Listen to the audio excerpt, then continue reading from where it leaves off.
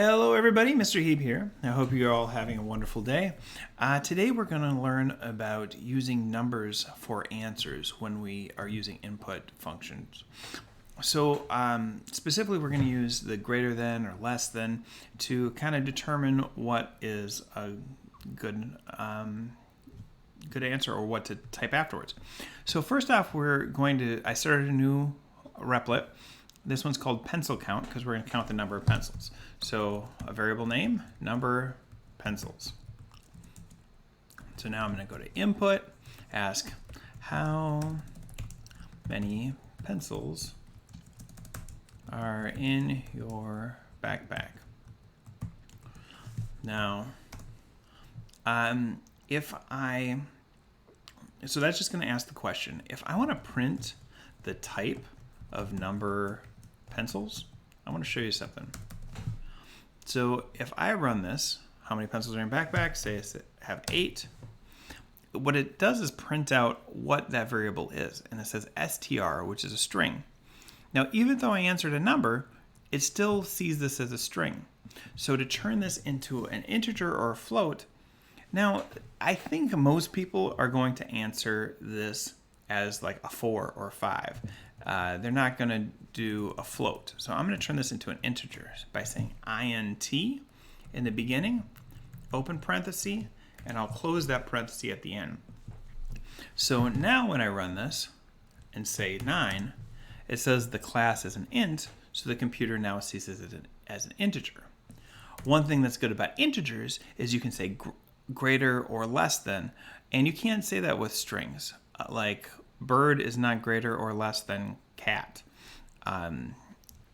But 5 is greater than 4. So those are something, numbers, you can do special things with numbers that you can't do with words. So let's say if number of pencils, first let's say if it is greater than 50. If it's greater than 50, I'm going to print wow. You are super prepared. That's a lot of preparation if you have 50 pencils that you walk around with every day. Elif, so if it's more than 50, they're super prepared. So let's say if it is the number pencils equals 0, print you need to get a pencil. And oops, I took the wrong thing with me.